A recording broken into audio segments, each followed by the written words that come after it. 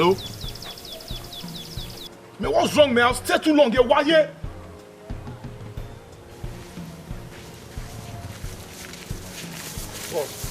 How far now? Why not stay long here? Chair the Gui, Cosima Clay, my own car, observing me. Level, man.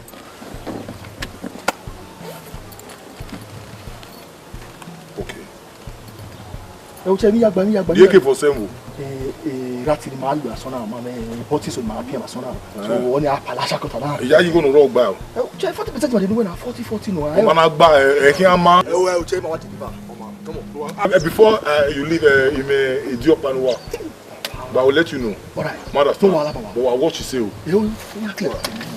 Hey, check. Don't say you were calling man. Come on.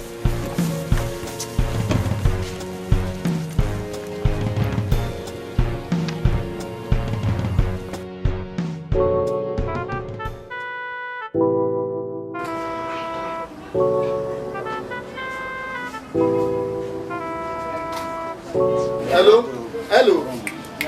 Bueno, Inge.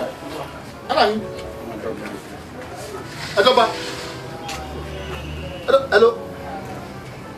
Nigerian number we are calling me now. Why? You say call them? Bad boy. We say call them. Tell me who you want.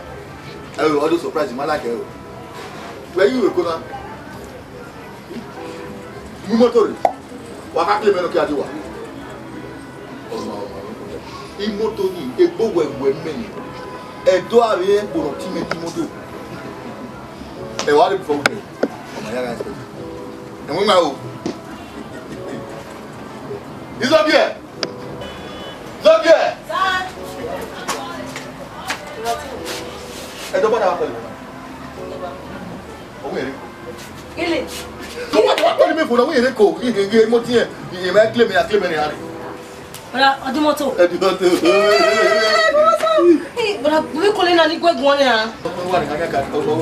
I go inside you. I go back. You don't try.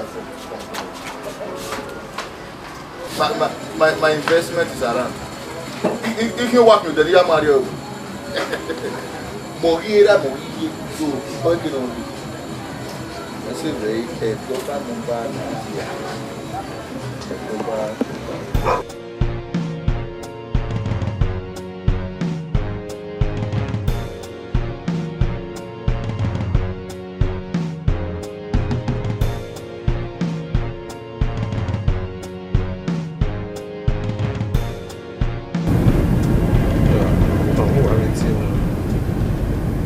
hello, Oni. How are you? Oni. Where here? Oni no wa me here again. Then you want to go Well, me no Oni is ga me ma. Wa se wani. Wa be o le he no wa. So umu ya re bank. We asani ya re bank. Da ege na iye na me cho so mo ro pa. E kan ati wa mu go le gbe kin ya be o Yeah, sure. You have a good one, Oni. I promise you are going to love it. Okay. Wesi, Ebe, I love you.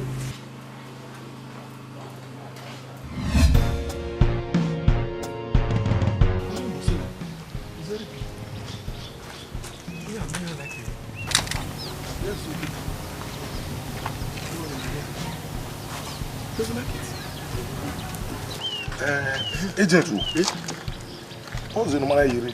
Oh, you didn't. You can't come in 5 minutes, now it's 10 minutes. Yeah, we Zigbe. Zigbe Ariba. We're calling me, I'm not going to then one of you on one of them. I will not do it.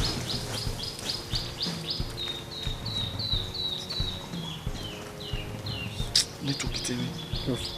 Call will be called, will be. Indeed.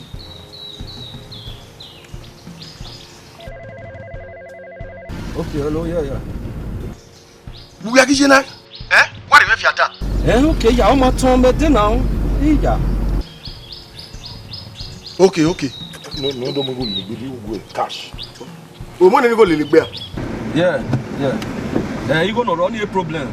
Emi ya waroto. Only a problem, one no can waji. Yes, okay. They could watch it. He was Easy Motion Junction now. Okay, Easy Motion. Yes, you can. Easy Motion. What's it? What's it? Ah, it's very well. Maybe me have to get you. Mama. Where is Pepe?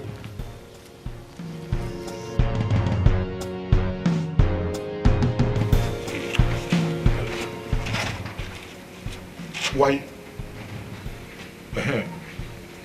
All right. We agree that is emotional. But a man want the particular vehicle shall any vehicle no what they will stop pay I go away cash. We cash. Okay, no wala. Agent oh! Agent! Itona ya wa rauna. Ya wa ma. Ya wa devo na wa ma mi Hey, aga, you act funny. You been where Today. Hey, set it set everywhere. You go go. We go back with me. Loud. Oh, I do one. Oh, do one here. Mo kan to wa. Imam we go le gbe. Imam we go le gbe wala. We go ni ma. Where's the money? Alpha. Now. This is Now. Imam we go le gbe. Imam we go. Alpha.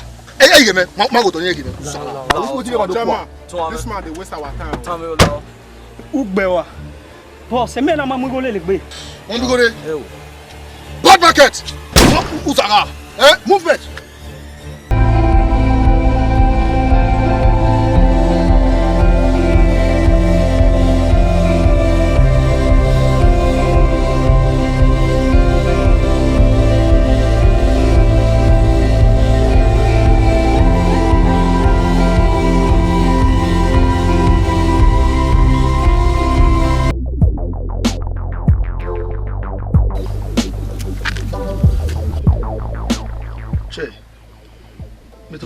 Any never surprise him man. We were they control the man where me ya go in my bracket close as mama mi ropa we my city mama mi ropa only me ya say me ya so pa ni self che me to talk him where o my collect go do my collect go no flexing now flex you go can remove motor here them me hate and when we my task. My friend, will you shut up? Let me warn you, Walk away, baby, on a wanna stop, Walk away, double D, on a wanna stop, He may call. We go. I give you 7 days. Man, I'm over. Oh, now I can't buy the robbery. Where are you, my friend? I've warned you. Man, I'm going on a wanna stop, About you, the mechanic be no more with them. I can't double do with there. You be high you there, sire. E me na yet e police yin me na tie. Me have been making go here. What? That should be this one. Even ye waru na e me na odo aleli ma ye mission no ge ni una na. You don't see me man me go. Ya go go we do ya pay ne. Okay, me go boy. You go the drug here. Now I no no. Wow.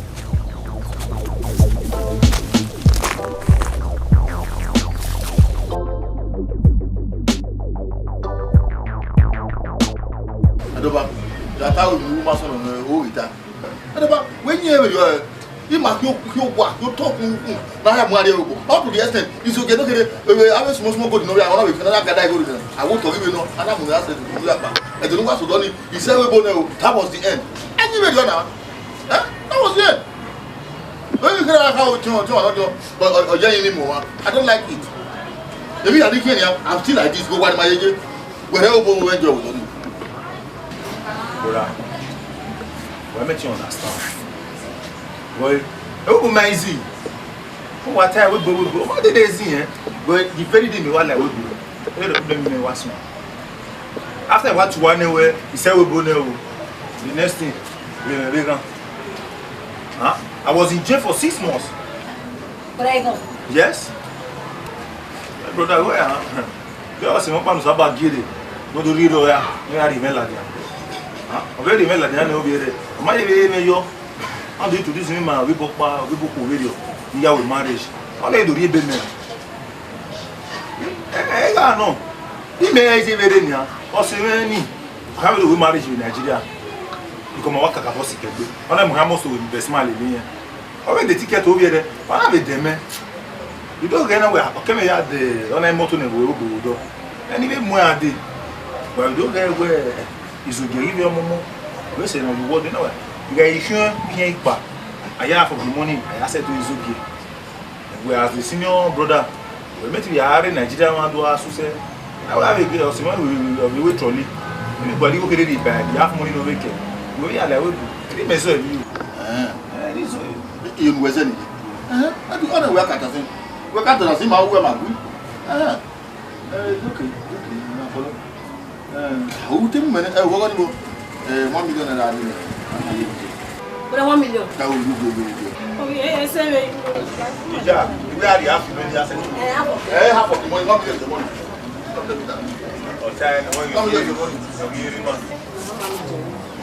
No kind of road. I have been a yakin. We come here to get the very day. Me akpa first class. Me ala. Don't squeeze your face. So that I me rofa. And I mean, my family, man. Oh, me here. Ne brother see whether you, ne papa see over here. I mean, you go papa. Yeah. Over here, how manage there? Oh, boni amuri. Simple, sister. Just come up, boss na money. Nyama money leri. Or brother, or chief of bani. Or make sure where or invest. No ya bali go no ya keki no. On a high money, I already 1 million. No ya keki. Emi mamu yo. O mercy ma. O mercy to. Okay, well, getting motor now. My day, they didn't know anyway. So, I no brother. Why ti mi ami wow, ya ibe mi so but I am here do ahia o me to stay one you tell me how do I it's okay. You tell my stay. But I am.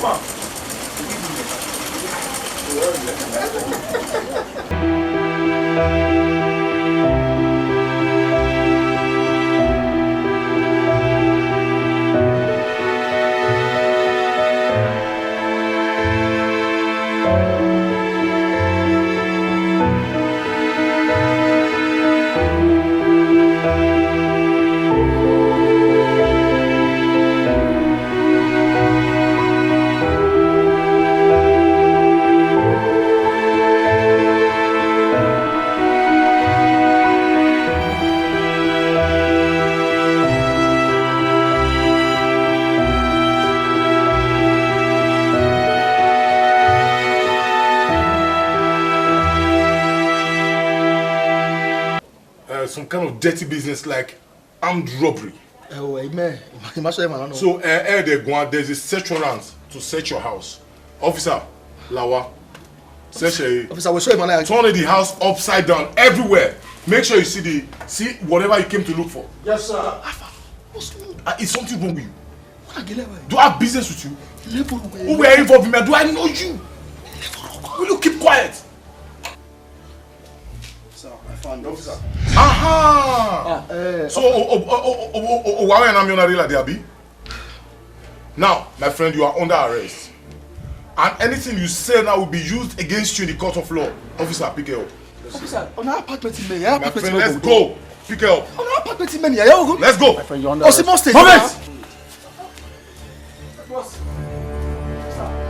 Move my friend.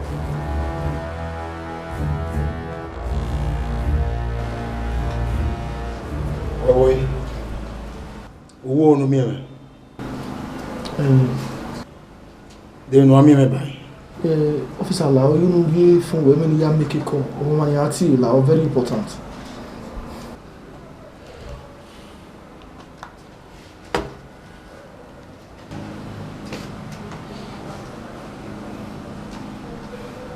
Ya ti no ati. Yes.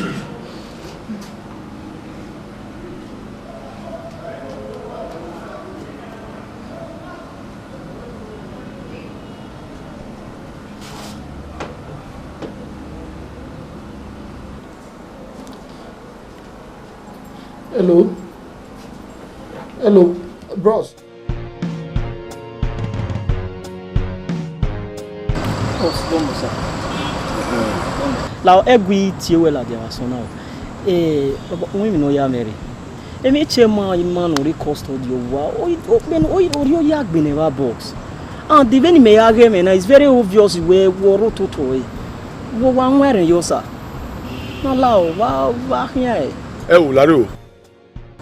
Oni ewe ti mela de wa sona. O lare o. Me come on a double cross. I'm a gangster police officer. He be a car. One year. Bossy, Mama Erika every mafia were there. We were telling me double cross. Mama Erika mafia were there. Eh? So you know officer of the law. And on supposing within. Will you shut up? Officer of the law, my foot. I don't ever say that again. One year. Lareo, he got a pension and he so we like even have a civil servant at the age of 70. Hey, you got me as saying you buy a pension again. When you get a security vote, no like a town every month. When you don't care, the bottom man, when I took it to go my rent. A tear gas. Do you know that I buy them with my money? Just a bullet in my door. A gadget, a government provide the man. Go to America, go to Japan. Government provide for them. But we are just here, we are trying our best. Then why do I maku? Are you okay? Mama ya weku. Inayan we talona my government. The same thing where we go through okay boss, okay ma you need assistance here. You need assistance here because the man no large and so boss la why you supply my tools so you giving my ass storm in Lagos the expressway. So boy within 2-3 days you giving my to come up with. Now you are talking. Wa sege wa mo gbere wa gun me mo understand wa call me.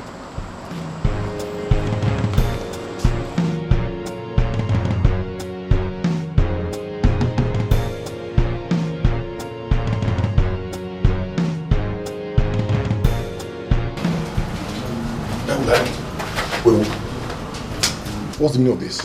What's going on? So, una send the picture okay? Ogi Mavi, una send that girl to una send the Guyabi. You want to set me up? You cannot. Etana, I will tell you I'm more superior than you are. Officer, me don't understand that we were setting me up. We were freeing me up with problem in the now. Oi, oya me when I bet send the pictures in Igwe. Oge matter you na get the one with case na you na money court. You na remind me be court. You will be implicated if I go down, you go down with me because my run it is level now. Me we you may we so tile that me when my work one win make my way the where you ga move ya wa bit ya even spell wesa e really work why so do no wa ya when you lie you very good, very good. Let me tell you something. There's something you need to know. Okay, where I'm a police officer and you are a bloody civilian. Me I show where we turn now. Understand? Why come I go wait be? When who go agua, who go implicate man? Wait for me, you see. Officer! I don't know what what damn it? Why am I?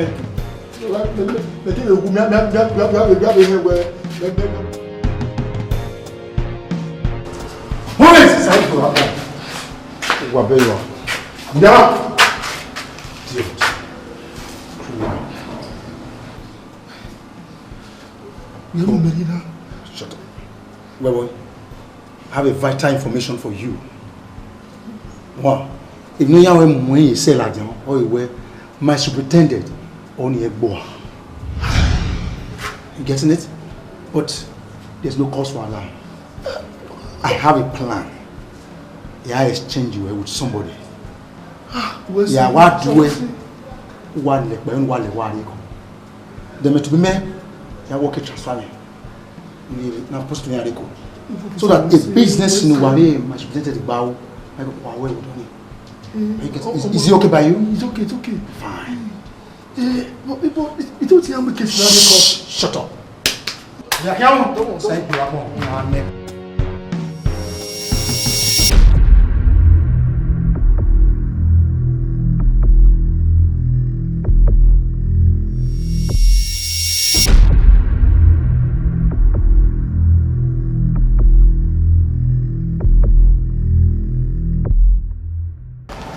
Sir, we say The Bono men are some back at this house, see. Well, Fema. But when how many?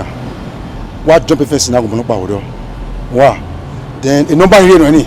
Uti me wise pe adu moto ya mo odo ni. Wa. Where see? Come on. All right.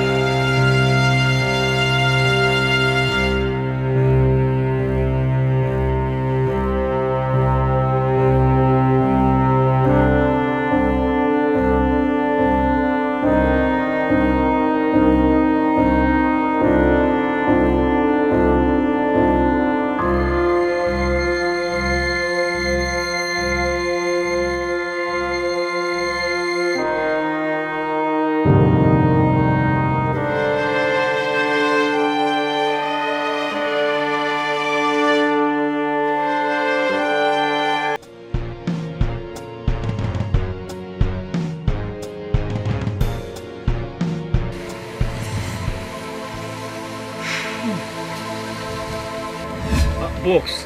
Let's have a. Even the me I call you when me go along. You go the next level now. Because you go need me hamu when almost banner. Because wa fear. Wa fear. They understand. Because we Italian now we have it you. It is in the motor. Me to be me in no border me worry boy do hey muni mana I me person wanna pay a gratuity. The only gratuity no me boy is sorry no man. Boss a client boy bugbe me we made up in mind do when anyhow. There's nothing I can tell you. But why me I go zen now. Kigo don't really la ball. 11 ni chama we control my you know what dey yo. Do I go think business in wow or do I think in wow weather? Only you me I go say work me. A plan si me wana him. You go na night you go back you go me go loban. You go to na what dey yo. That what you tell me vala. You is near agbe with wa. Then they will be ready to plan. You go like me agbe ni. You go buda bani mo na. Abada, you take a gratuity no ruwe firing squad no. Me ban e do yak bitan we e dey yawo yi e do page no nyan so I we run si my yawo mu na rewo na so me aka bo advice one boss but I don't know me wa we appreciate my marvin and pastor so when we plan na kedelo ade we manata mu ever said do any boss see e o marry man o ma sufu even some people now when you get me here good man, you can go living or yard mal in the beer parlor from here to here. Boss, I really appreciate. For me, where Imotoni I fear. Why you fear? No, no, see. I don't want to buy motor. No, I do motor. Man, we are in backup. Yes. In case of our set, family way I'm making here case soon. You understand? And secondly, we want to buy now. Soon, I'm also for me. Boss, I will guess he cross over with that motor. Make him a guess in the boon. And I'm with Benin. I cross over with that way. Fear. I don't.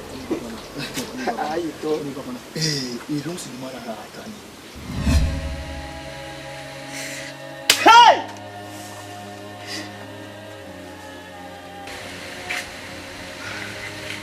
So a boss in my wife for having a weird day.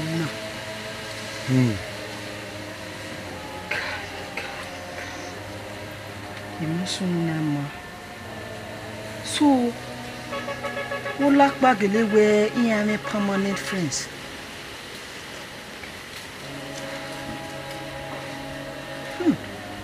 So, a man I where a bossy making a lame na na fee. Mana muiwone. Mana dogu dokman ya muiwone. Ona me mai.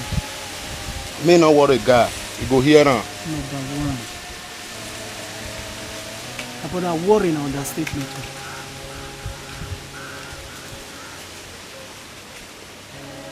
About that worry and understatement.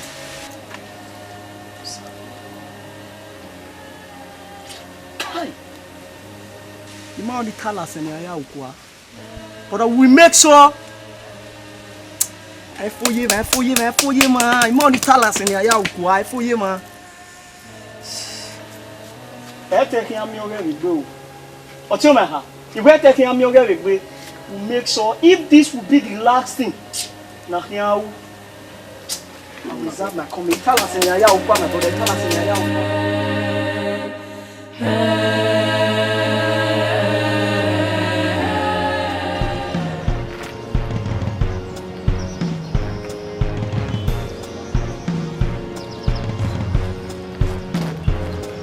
Oh, sir. Ah, oh yeah. Oh, yes, sir. Okay. Where see? Where see there? Very nice job. That was, sir. Igo Kirina, who manage it? Where's sir? We have a lot of jobs to do. More jobs are coming, okay? Let me quickly run along, okay? Sure, sir. That was, sir. Yes, sir.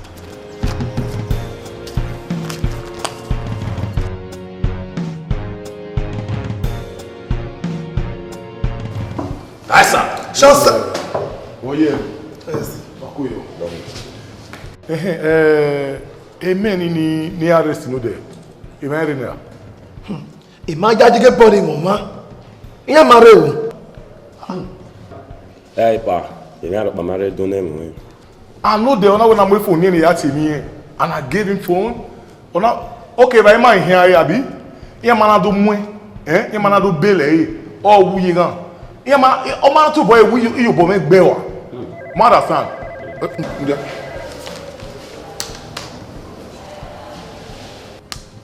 I be knocking now. Oh, okay. Hello? Yeah, this is Super John. Oma jumping fence lawa. Inuya. Yokba. Omo isia. Yo mamu. Kede kena the address here. Oh, all right. I'll be there right now. Papa no. Maybe I can have him here. Yeah, buno wulo. Let me go and check it. I'll be back just now. Mother's okay. Jari. My boy banana. What big ba? O ma be talk about women va, you ma make na lele. O guys say bana. On a arrest ni no ma bana. No no ma ri go no of CIA no here. Ba. Jamil to mo si ban. O wi ni ma lele. Ofin o. O no gbe wa gba lo. Ogba lo yan no mo. Amake mo ki agba igo mi ogba. Ogba o. Yan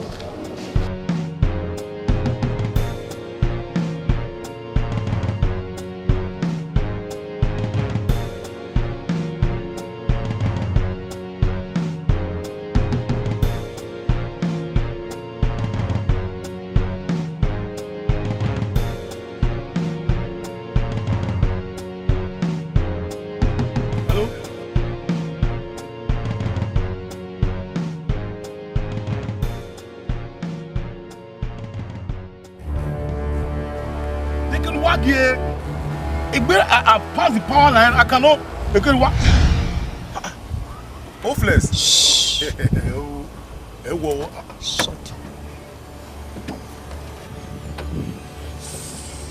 If you move like this, what's now? What's happening here? What's going on? Move. Ekelebe, you don't fuck up.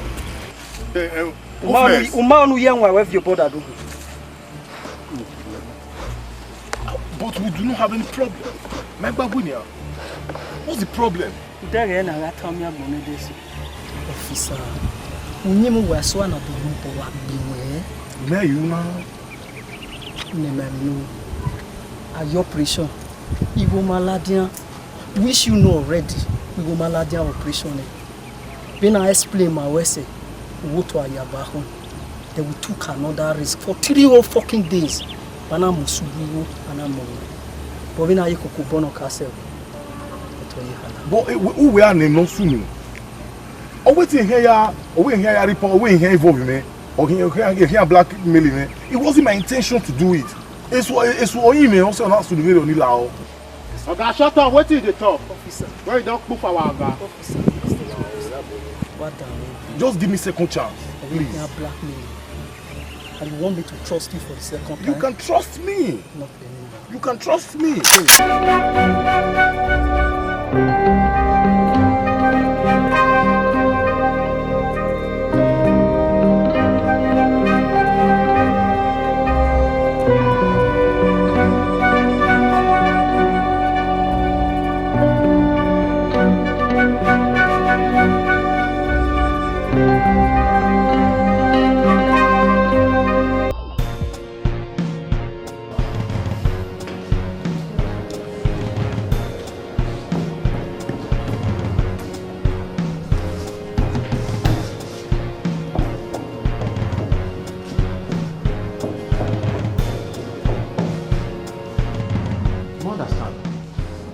Umi where officer of the law is station him.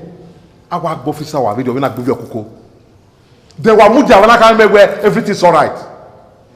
Where else nowhere? Epa my affair fell bari man. May you go what the civic call, you way up what are you we di? Think about colleague, are we a day? Even about me say. Very long. Without any backup. Then you know what akona na so. You know what fish out even no way na you are going like that under 24 hours. Wow! Yes, sir. Shasta. That's another.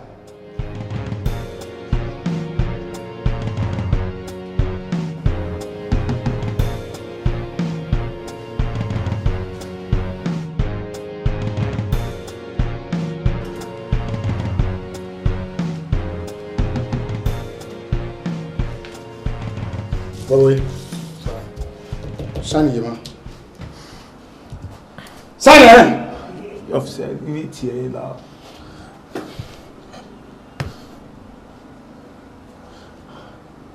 Officer, you need to send a government now. We may OG got this day for one. Me usong ba mi anam go back Benin one na lawo. What man you now, What the boy me? my friend, sign it. What you call? Omono sign here, Now where the boy me no go to go. Omono sign here. Okay. Now we OG officer now. What's that? Yes. Take the barrel and do it. What pay you are? Sign it. Teach me my job. Officer, you shut the matter. Yeah.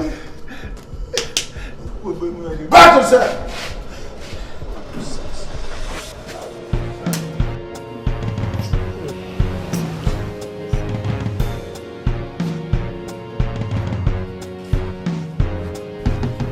It's okay. Brother, what brother? Afia no the other Edoba Imaya mo. Owo make marry no there. He call no bag majo. Ogwera na be call us back and always switch off. Kino Jenny I don't really know. On your say no afia ma. Only ma say no afia number.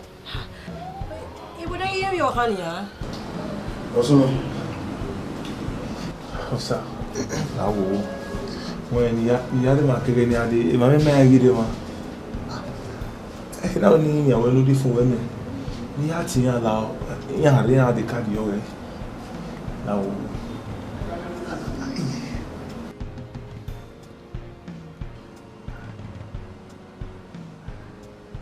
What is it? The password.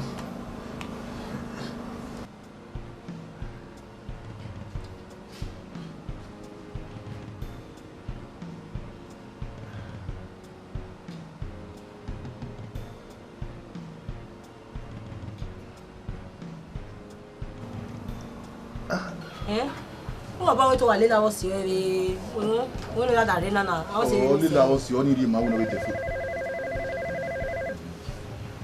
Hello? Meno here. Alain. Hello. Meno, il reste CID. Edoba, say CID. The police movement. well, why not high? Will you shut your mouth? Hello. Hello. Well. CID. What's no? Hello. The big call no. What's no? Edoba we rest CID. What's no? They be call what's no? No need ya call. Since always stay here, you know. Go you need ya confirm you know. When you go so na moto no kwa na mo message ya mistake ya boy and all that. Oh, what's your body? I will value you will tie you working when you my vac badly mama. Eh? But what's your no? Edoba. Sisi.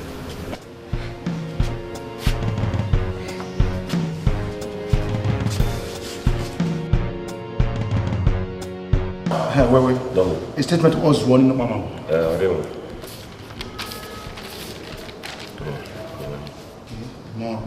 No, sir. Yes, what can I do for you? Now, Oteme call me. When arrest here. Oh, yeah. Martin here. Edoba agi hon. You know we are arresting. Me dey arrest no dia domalawa we na ma call me when arrest station. So me dey wa national pa mami. Let me check. Okay. Oh, that dead criminal. Huh? That kidnapper, that armed robber. Oh, they cut his normal money. Officer, kidnapper, cut his I put it to you now, where no one that you are a cultist, you are a kidnapper. Why now? The police will have now. It's my brother. Shh. I don't know. You're under arrest. I believe now. You're under arrest. Move it! Sir, Mama, Eva. Oh, we even here without you. Now, cultist. Where am I? No, sir. I will cripple you. Move it! Move! It's criminals.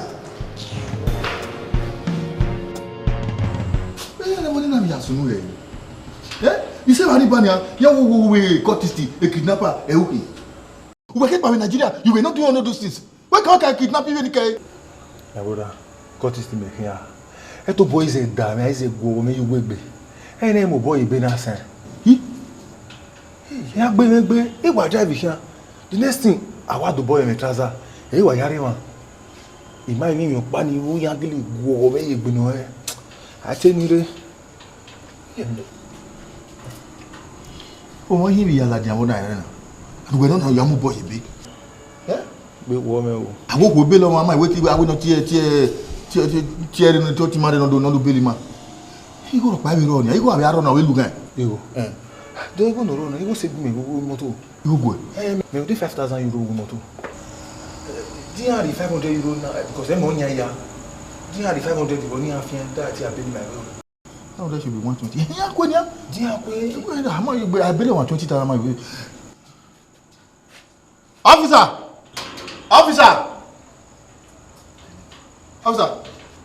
Come sir. What way? I want to make it to disturb the station now. What is the problem? My own will be lima. I think Pani Marina will go, you know. Now, my do what the mammy 500 euro or 20 seat of it. Do what the white converter. No, the man sign the bima. I'm a baby, my baby son that take away what I need the mamma. The Mawari man, I was here. You complain now with bogging what boy. 500 euro. 500 euro. Hey, 500 naira. Oh, 500 euro. Equivalent to 120,000. We shall work in the river. Okay. Hey, wait. Yeah, go support one. The motor was here, Murray. White formatic, the best. White formatic. Yeah, you man, I'm here, man. Buy me, G. What come on? The driver's seat. Tutor. Gunwe. You're talking. Nonsense. Okay, little bit.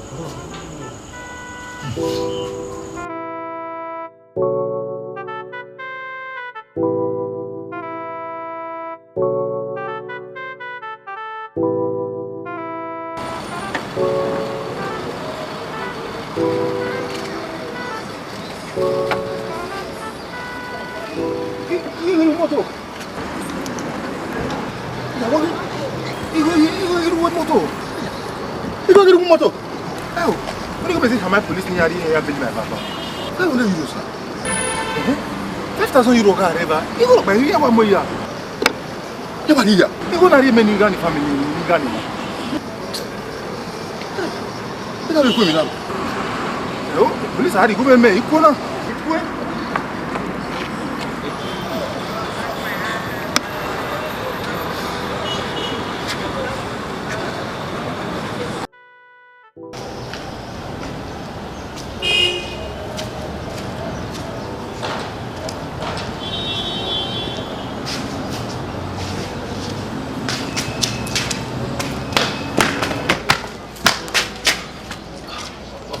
Then you tell me what you Officer, take it easy, nya. You guys so go.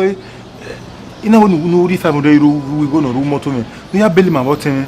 He may su moto banya 4,500 euro no ke e way. Oh, are you not telling me where I, an officer of the Federal Republic, was here? Is that what you're telling me? Ima wo jukin sa la o, e pi me la wo la o. E mo nya go. Well, come on. You mean when I ban a vinegar now? If you well, if I were I'm robber, a kidnapper, and 419. I charge you what the contact boy. Vinegar one while you man. La officer. Move it! What you call? Last to kill it, boy. Nonsense. No, don't tell him. What is your name?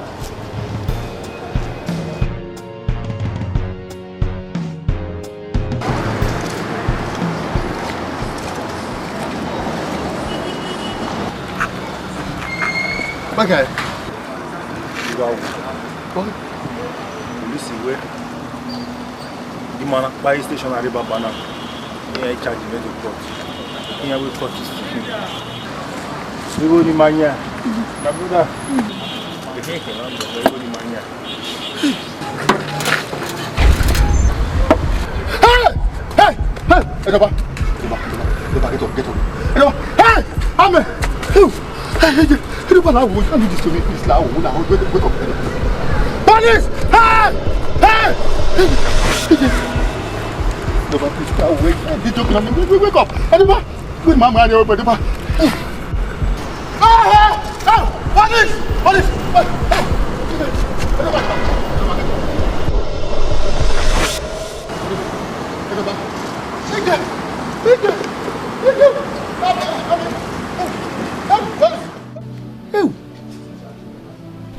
Tell me the cowboy. You know, I go to say, Magina. All do you even worry? You die in a Pudepo, Niako Kigo Muneno Yala Laobo. Police! You man, boy, Bessie Hanebo, here where it. Eu, honey, get Guaverioni. What are you police station? I mean, the man Miragmode. Eh? Calm down.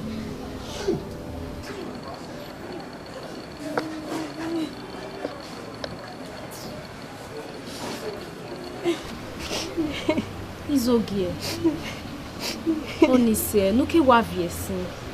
É que a firma do mu é. Hey. Wavie ti não.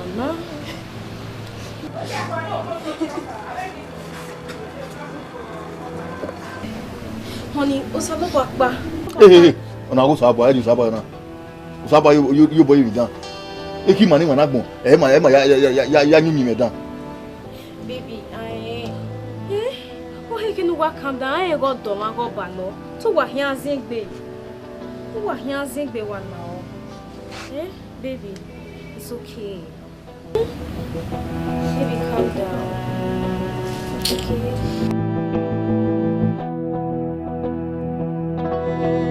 It's okay. Yeah. When you have my over, take it easy.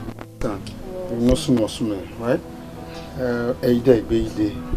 Rockman only come away where we are making preparation over there. Yes. So that I can cook food for right?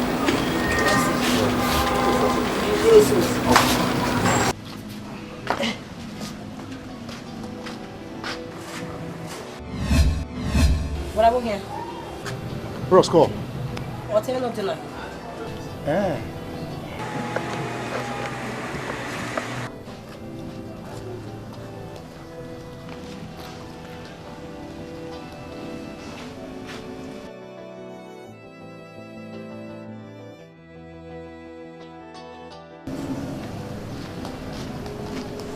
It's okay. Sir? Where are you, neighbor? 1 hour. Okay. For 7 years, where we are here. No, we didn't know soon. Yet we are introduced a man radio. No, we are here. Where anything? We're home. Why? Hey, we're so why? It's so why? Okay. Why the address why, man? Is that where your partner? Okay, can investigate our woman of him? I want to do what the video. What I know. What's it?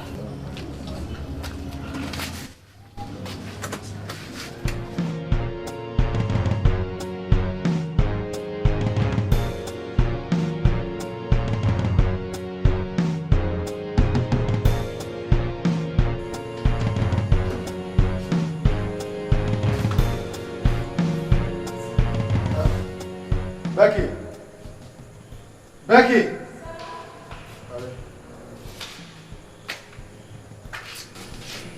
Wait. When night duty here, you know. Then you walk banana, walawa, wakuna. Oh, one of us so book it as I would get kin, eh? Okay, brother. Where the guy now? Right. That's why I called. Okay.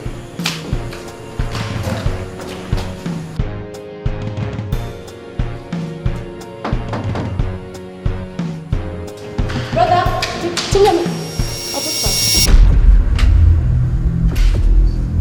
don't go. Well, anyway, or inye, or tizogie, no 20 of the police is there also. Or 20. Add your bamboo ne. No ya agba o iwe agbon. So kuma oriwe ne ona yara. O tun gbe o temeni hin wa you dey amari ewu. Alright, o ma da me. So kuma ona be go wo dida.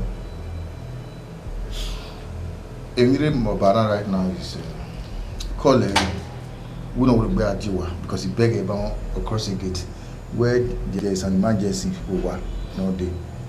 If I like, we set to call it. What you call it? Oh. Kind of! Say, Jack, we joking, man.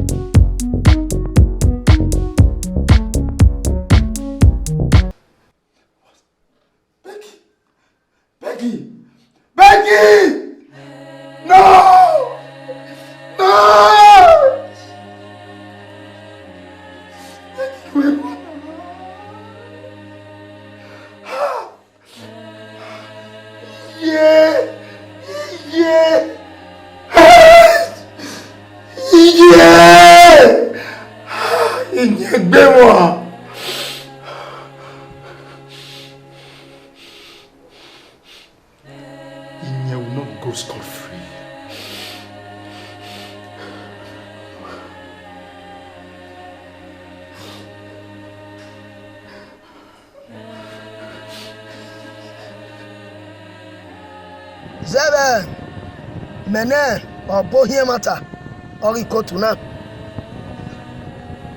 Or what you not body on Tolorion Joba. Eke dan, eka tosi. No me.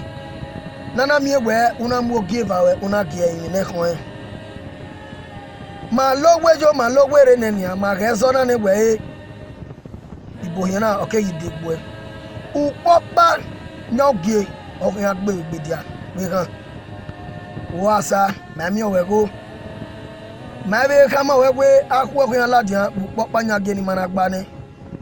Oladia, Erimene, or Boyamata, or Ricotuna Hai. Wahia Wawesi.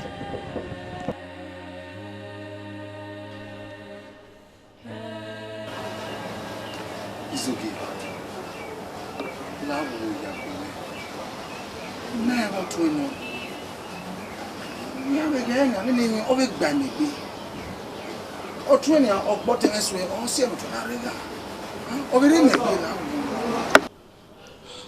Nija boy. Eh? Was Yamen Osioni. Hell, on a Zewa police Renujena. White or what the boy was 70 years. It's shocking Magua or why you're done your fever. Hell, one knows no one way. No, no, baby. We caught this in no. Ogbelawa. Wọ́n ibe wena, igo ni abe mu ne no be mu kewe bore. Wọ́n be mu e. Rudawe, ote no dion, orega. Wọ́n we ni ya bowe. Ni ya bowe. Emewe. O so lo ma George we. Zogie. Zogie.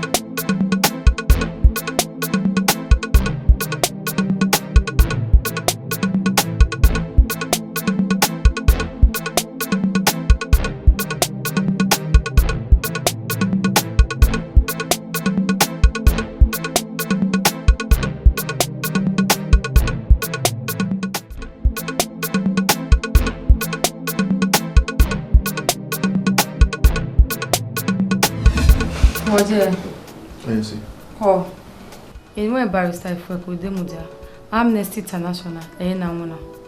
Office man and get married. The Malay prisons, the Magam and the case say Macabo serious. I make an aguayo. So luckily for you, anyone allowed among the list near Riri.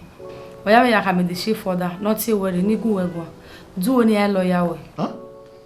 I know, they have to take permission on you. Okay, if you say so. You have to. Okay, you have to sign here. Sign your total. Well, sign up with it now. You come, you want? Yes, sign here.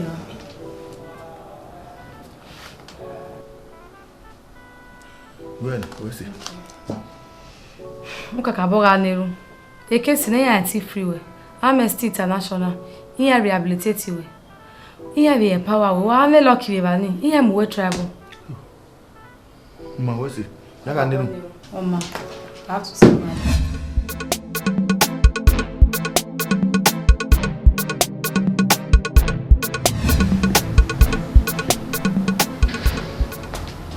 Barrister, movement. Congratulations. Where? So, my boy, congrats. Where? Yeah, release you. Hey! Where? Yeah, free well. Who someone will see? Someone will see. When my work banana, Amnesty International, KB federal government, here processing paperwork bagay boys in Ike. There you muna no way. Ya mi amuware Algeria, so that ya waga sodo, ya ma wole ni muna ne. Ya power wa. Algeria. You, mo so agwa. Okono guy Niger, it's okay. It's okay. Congrats. Dede na ke na to. Ya ke to. Take care for alone. Ya ti le get la kamera. Yeah. Here we attend, ya boy. Congrats once more. Who is he?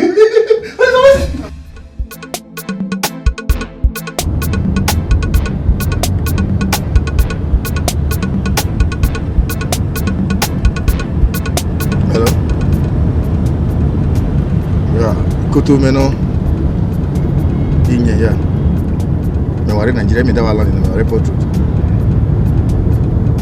I worry. There's a purpose. No jamani. I do me wawa. Okay, man. Meanwhile, let me look for a good hotel to lodge for now. Driver, please, next hotel. Okay, sir.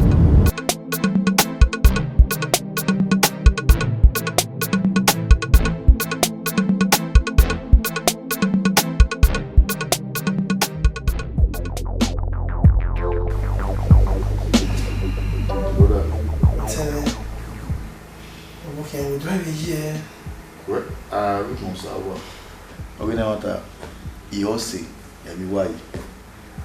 Ya time wa when wala o. When my swag go na ka wo your dollar man dollar. Ba bu ju mami ro ba dere. We bari bi na ne yon ma o. The movement me no plan no boy already. Now there's need for me to see you guys. After the federal government we marry Nigeria. There in with my used to have bad on my experience over there. That way I must come and tell you the story so that I can make it an story the experience you do. Okay. We mark here with there. Though we abandoned the money, I was left no choice than to continue the journey. I don't be lying. Not if you would my girlfriend. The color tune do I even allow them my van. I don't be lying. One thing leads to another. She became pregnant. I kiss a rabbit in Morocco. A queer will.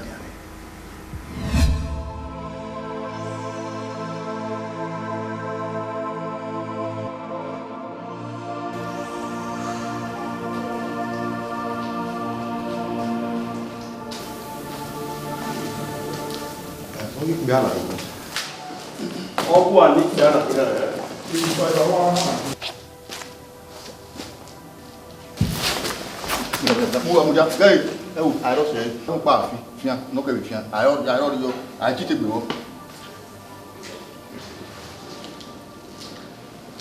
Stop! President was here. The president is here. I'm here now. You know, just say. You ask yourself. Anyway, some of you guys who are like Manayari in downtown. Anymore is Kopo. My president or Aso Rocky now. Who are you right now? That's what are you right? What are you right? My problem. How? A doorway echo are you right? What a chop. But tomorrow, like this time tomorrow, I'm gonna pay a gigawa. Why a do not have a co area? Why who or whatever? I swear, what a job. A president Guane. Wawa! A president Guane. Why Bell? Oi, President Ubewoni. Veno Rivae, Idiom Monoroy Korivae. Basca. Roniro. Tigomi, Toriagba. Comme Monoroy Kokea. Yami Romeo. Whatever. The man who is dead, Buwa. I Bell.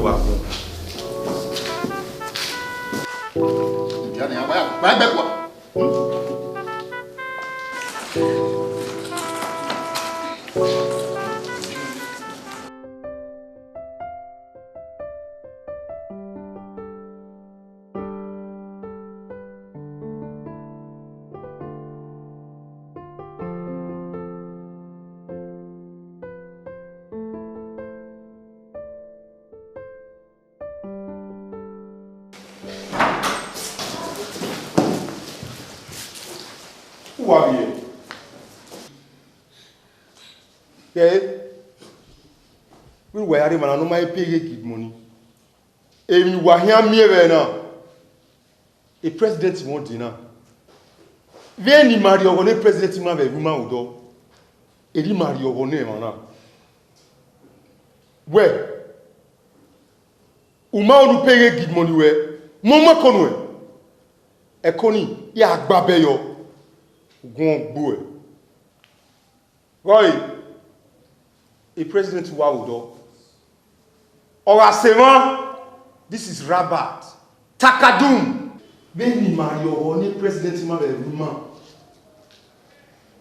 Il a le lion pour nous na. Et president ma be ruma a semana. Il get good money we o high, o ma high asai we o. O won go the work. Azara! President of the Federal Republic of our community. Wagbel. Azara! 79 Star General. Answer! Omanorio Boyo Agiaikoa. President original. Every other one is a counterfeit. Answer!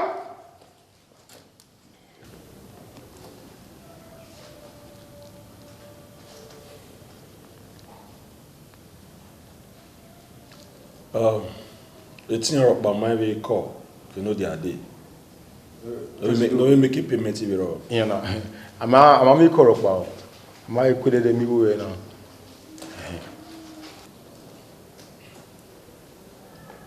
Emmanuel na abia ya. Make he can't nowhere. He can't nowhere. Di mo konwe. No gungu president economy agbabe yo. Ya he agbabe economy.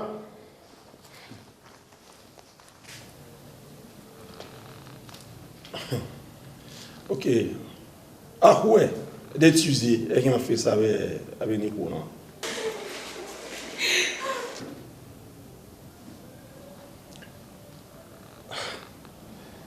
Maman nous a loué la tête ou quoi? Eh? You guys are eating my food. What are you doing? What are you doing? Come on, get there!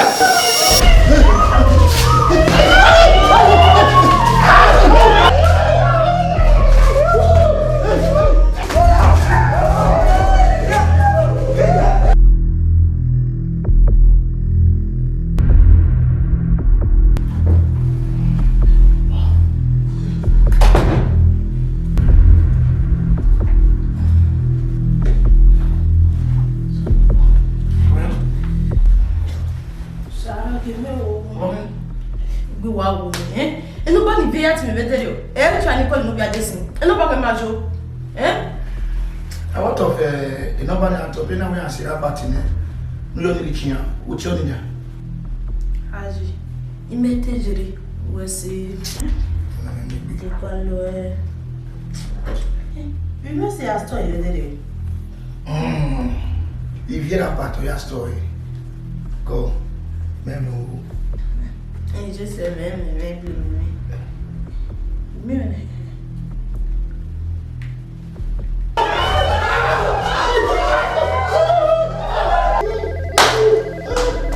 It's okay.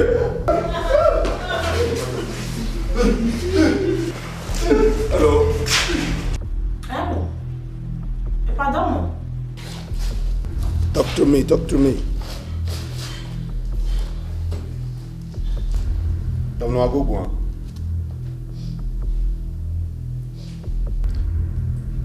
Is that why you are shouting? Oh, when I found the phone. I don't want to go boy on my own.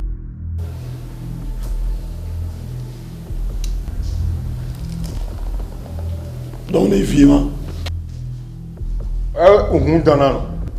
Mais non.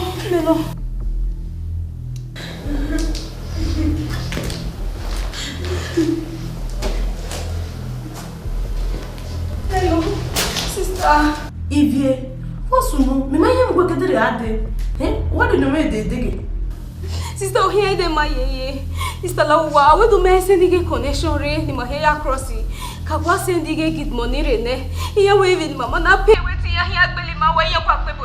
My second boy, sister Lawo. We go to send the marriage Magnaya way Bankuma Yahe. Lawo, send over very low. Eh? What? My phone never no sense. Okay.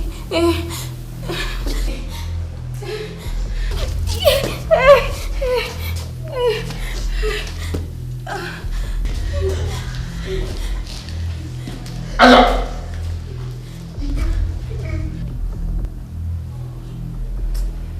Come on. Hello. What nonsense? Me not understand it. It can't go to worry Macnaya with Dario. Eh? What is it going to get you on a bed where? Eh? But now we go to my here. What I'm going to la what is that? Is that if I pay it money, not pay it money no. If understand who you are, we understand eh? If I everywhere eh? Don't go sit tell me. Dem no go mama, no go sit tell me ya. Only one go. Yes. Look on a raw. 1,200 euro. Why not be on a raw is 1,000 euro. Oma, problem me do. Then in here where? Musa Sani Mohammed. Musa Sani Mohammed. Okay, send him the Wi-Fi number. Oma, where's it? Osaguero.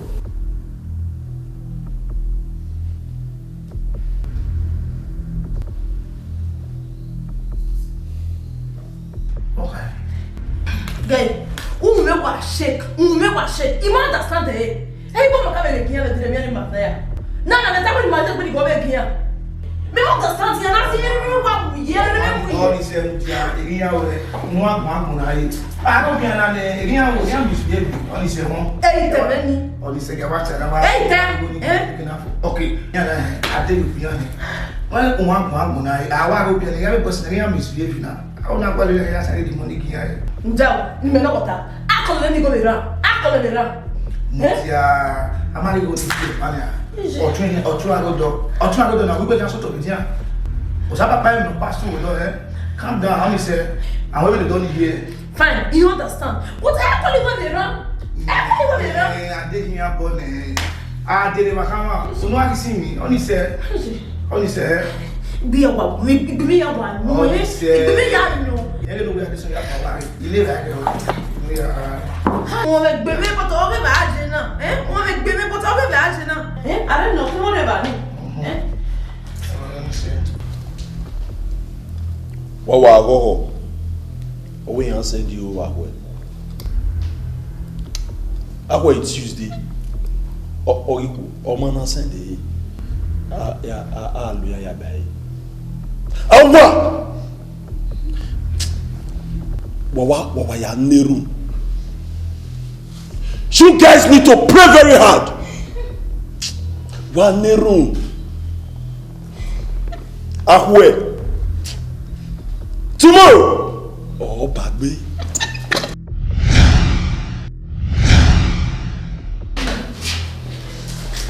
Out there, every man.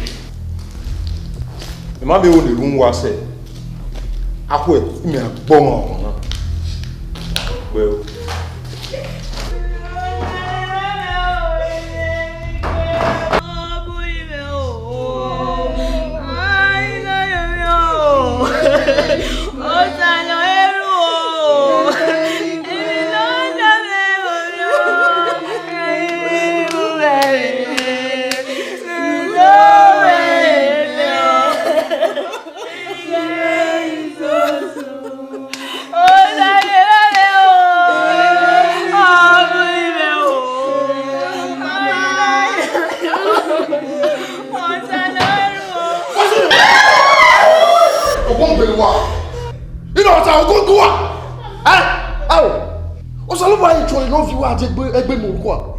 Now, let me tell each and every person here. He can make me in what's for you.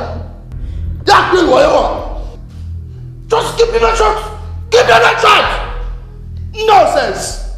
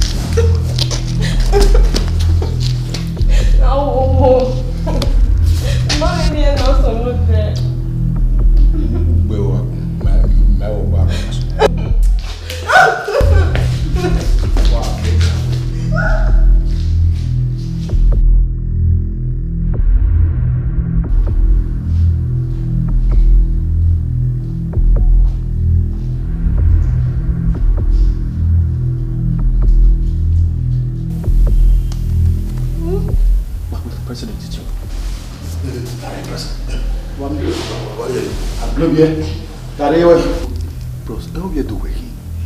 But I have your other guesses in edge my mind. But if you I will who no hama. Wait, me. The president's winning TA, not in Yadi. Oh, we're not typing. Oh, what's your But Japa, who were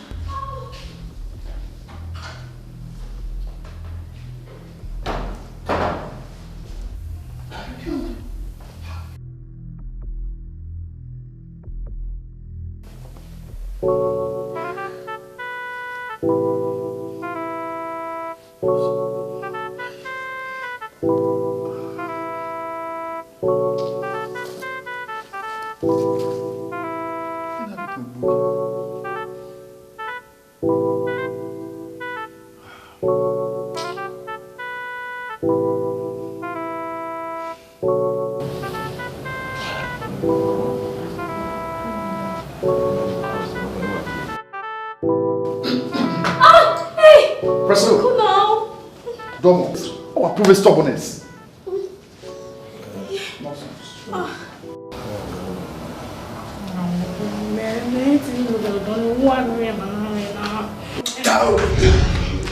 President, we know now. Tama we have love you, man. No, tama we do pa. We not doing no mama.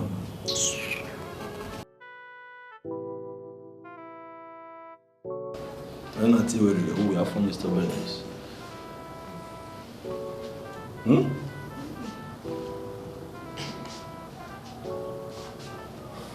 Ima fome stubbornness. Lao, iga avie baba yen na do ti me yen gu ti me. Na wo wa gu ti me. O yan wa gbe o. Wa gbe o. Bi a ti wo wa so wo yen mem no yen ya o. Hey. President Lao. O vie do e imahin. O ti o pa imahin. Gwe mi ese bi oni gwe opo na ga ama. Mama heke no bi abe lo yeke. Wa gbe o. Wa yu yo ye do. President, go evi maga de bi mase Tamara set. Eri vie go ni river ni wa bia we eri ya wa ya we ho. Ibe se mana ne na via pon so lo bo wi saso rock ne we mani vie do mare mana we gbe me ya na ya set so no. Bo ge ni a. Ime hu wo. Wa gbe o, wa gbe o. To gbe o. Ero ya yun. Yeah. O gbe o. Me o bi edo. Lawo, lawo, lao. Ubewa. Ah, yeah, you know.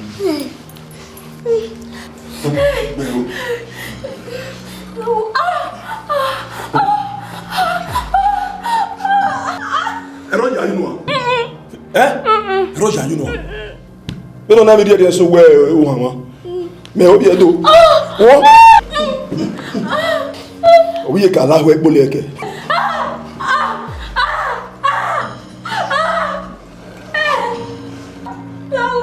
Roger, you know. Well, Roger, you know.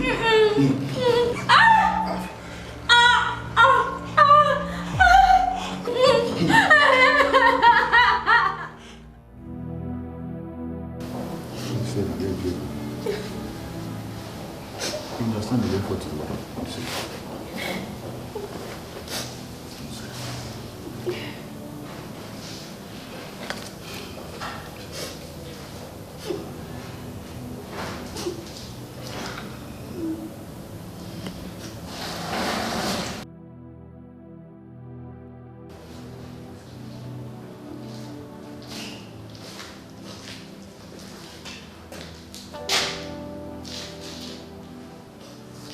Where will I be?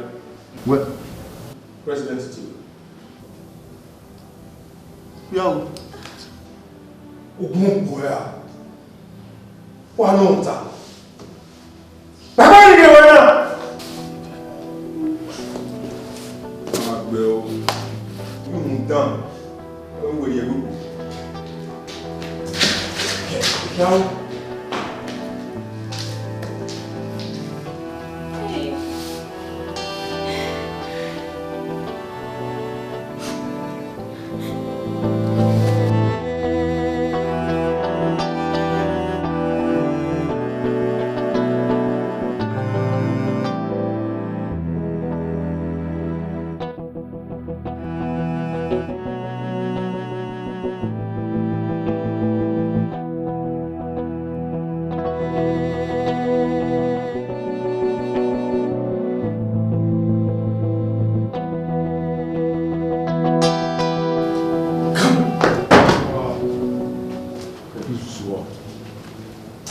Digwewa.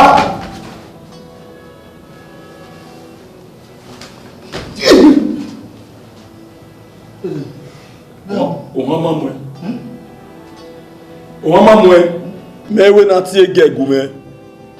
Uwe nere. Wa gbe o. Ko me mi ro pa. Wa gbe o. Ya gwe we e rabati na. Oru pa ro no try me. You don't go free. There are two things ni yaku. My emotion and my money. Tigo me talk ba. Yes, o. Oh, back up farm, he dey correct. Ask anybody in this Takadum. Tigo me talk ba. You don't play with my emotions. You don't play with my money. Wa gbe o. Yata mewe mo president oge aso rock now. I try, man. I try, man. Nobody f me and go free. Okay, that time day we make no go. Ni dey go the manager. Wa full boy. You get gig my banner. Why are you here? You are hitting my food.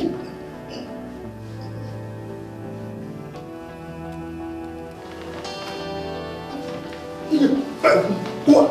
Ah? You don't f with me. What? What? Wait a minute, say we do lawo. Bros, what going here? Wait, say joke. Lawo, la president lawo, my say we go. Lawo, what going here? Ola ho.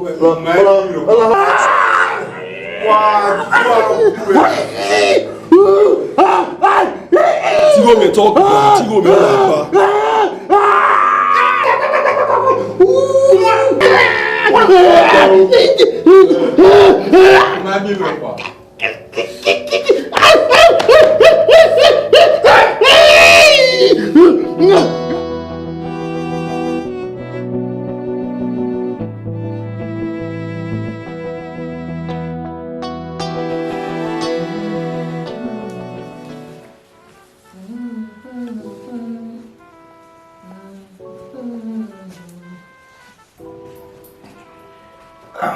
Well, what are you? You know, something go get man. Oh. Now, let me know tell me any connection I cross. I be billion and banner. I can do connection with us. Happen to give that way soon. I go do me out. It does have an associate money. How about make sense? Vous venez de me dire, il y a quand même des deux women in Tana. You what here? Yes. Yeah, we're going to okay again, please. You are going to.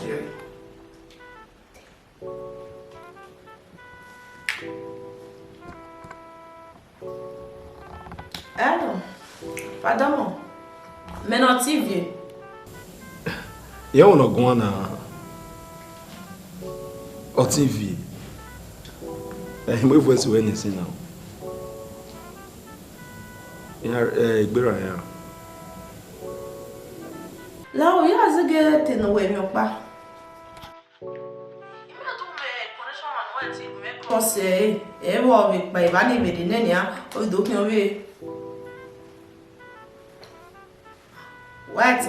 After my running now, so yeah. Then me wa yawe. Suppose you be tamaveni yawe. Then we happy again aso rocky now. Ito be gba le connection man o push e. Abi na be begin ye go doni na. Ya gbe so ya mi. Ye go ye push yan. Ye do ari ye ba ni. So ogo me even me yina na e no pay ne aba push e now.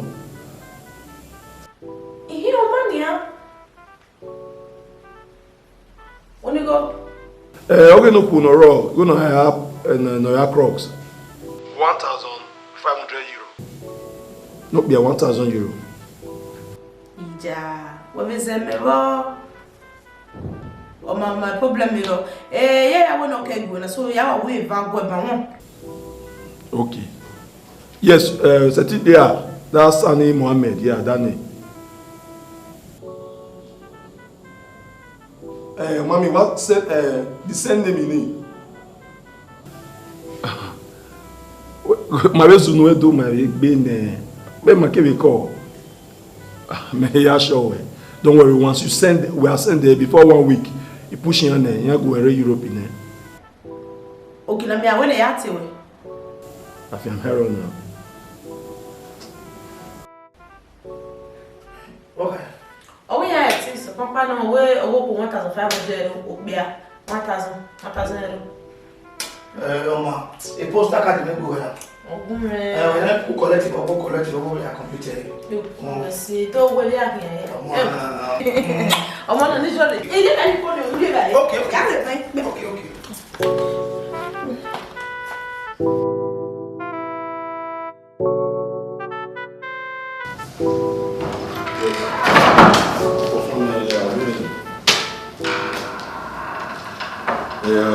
Mohammed has received the Iwono. Where you my firma? Just relax.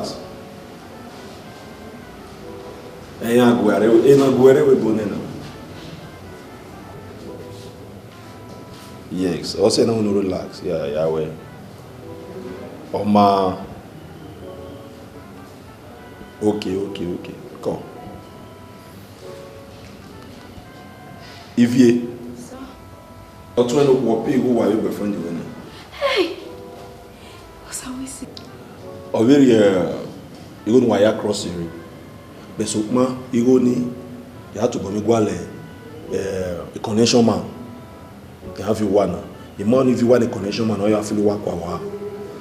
Oh. You have gwale a connection man. You have you one. They will say tanja. They on your wa push you. Understand me? Meanwhile, viens aller parler dans le tuto. Viens jouer dans arriver. Il y a une télévision. Président, beg on l'année. Beg écouter ou fipo. Est on a bien en année. Ouais, tout qui en vous. Qui en bois. Tout qui en vous. Et puis on monte dans rien.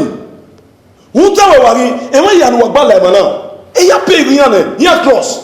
Ou vraiment sauf de Nigeria. Et famille oui on va boire. OK, oh boire the family we was saving now. Okay, when you work balance, most of them, you pay you cross, it's okay. Que Nigeria be aviema, be arrière, do be loto, you have the one uba man. Il y a 4 days in where, 4 days from now, 4 days from now, you gonna pay over. Why? Wow.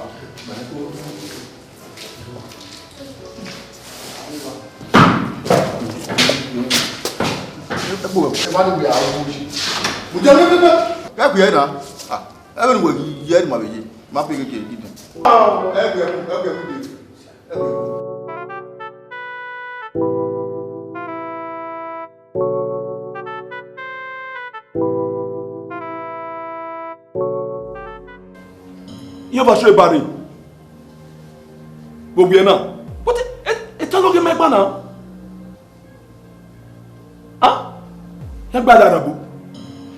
Et passez jamais nos vieux dévots. Ok. Là où. Mais je vais et passer jamais. Bon, on vous dit à Bani. Et il y a des arabes, mais non, des babana. Il y a des arabes, waouh. Hey. Ok, right now, il y a des avec Fossa. Il m'a dit à Valiwa. Just stay right there. Right now, Valley, il m'a scatter Valley. Il y a what I Arabu right now. Yes. Valley go spoil. Matnaya, they go here around. But make sure my passenger, they are all safe. They are okay, go. Boy, it be worrying. Egbe mama woman no tell me ya say go rekege ni ade we president ya pushima. O ma pushima. E mo ya ni peke no ma pe ni mami ya gba are camp na. Ni bobo crossing e ma yere mana. Boy ima ni bia ye moroko mana. Ima ni bia yo. Egbe ranyu we man the president die. O we na relax. E me so no free ni mana ni amwari tanja. We ya you right now. E ya ma cross. Okay no president ni wa mi. O ima ni bia mana. Ti ya boy ya no. No. Nejo, here boy. No here go me. Don't no cross my man na or go no teme se dire or ye me. Ni ma ya cross na here ye me. Ti here boy ta ma me ti here. Wait ti da me. Ti here boy.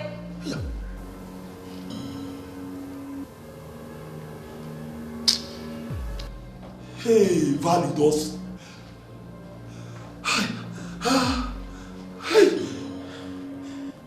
President. Ugaewe Uhia striking my boyfriend me na. Igi man ma ugi ma gwale connection ma we. Ni ma to be ma gwalo no me na push ma me na. Are you mad? Yeah, Mr. President. Eti mo awe. Ruda na president oga so rock ma na no ge ma yare Nigeria wan go egu me.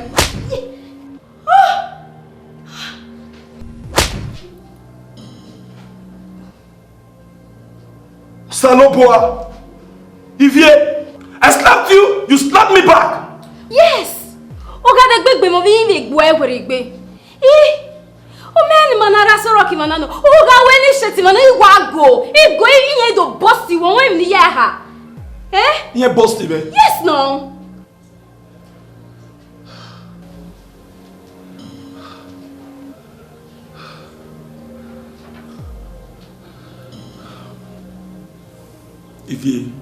Ivie, oh, my sick bony now. Eh?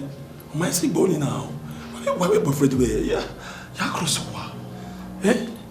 Tell me boyfriend the way no calm down. Oh.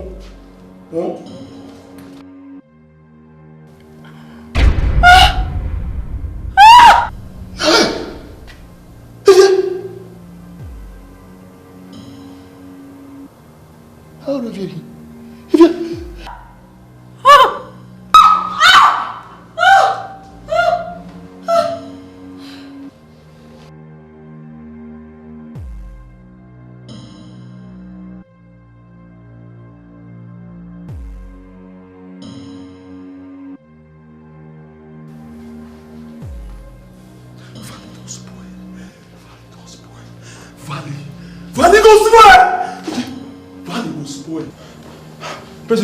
President, what did happen? Valley don't spoil. Valley don't scatter. You overthrow Barry. don't say it. Adarabu don't die. Adarabu there. Adarabu don't die. Ah, President, you don't say it. You don't say it. Valley go here around. Magnaya go catch fire. Hey, President, I deal with you. Magnaya go here around. Magnaya go catch fire. He must catch fire. Meanwhile, me at Abefosa, Tiago Lokum, Tiago Saiti. How many bones are rolled up? Adarabu don't die. Adarabu, what happened to this one? Mundano, back market. Mundano, go here. Right now, me aladia, ya make a call. Ya control. We need to enter Bali right now. Magnaya go here. Magnaya go here. They go here. Meanwhile, Ofena, Baloy, Wafiefwa. Let me make some call. Magnaya. Go here. You make a time of power away. You let me go. Let me go.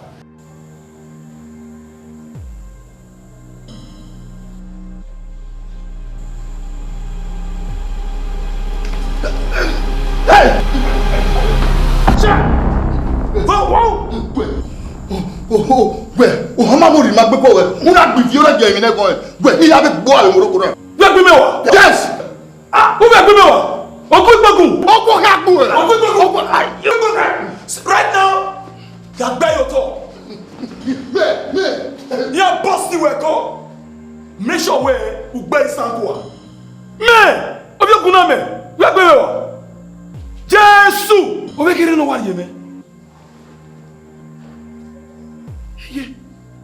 e mo yẹ lari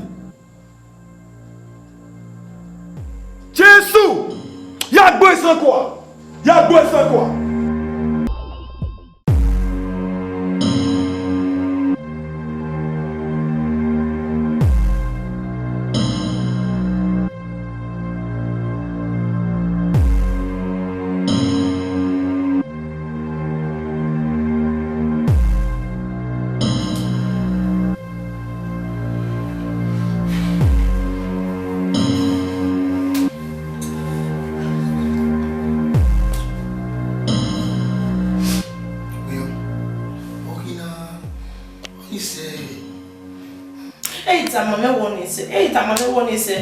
Kobeni yani go ge president in Maroc. Kede na do mase gbe pike ko me o do bo pike ko me e ku me guan de ne so wa fe ko okay na iti e wo na o mase gbe pike ko iketi e no o fe ko yo mu ime no sunu e ku me so to ime no sunu dia bi we so to egbo ko le mo na pike o wo ba egbo eni to kire kire aye egbo ya ga pike na body you can't tell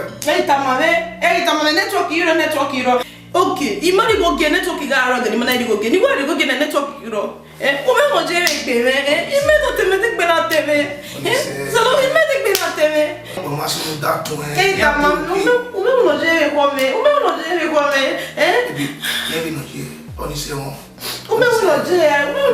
Me to ni be no be adesi. Oh, ni go ma so da. I believe we are back phone. Ime a show na once ya me phone I network ile kini ya ti be na. Ni se gbe check no ba do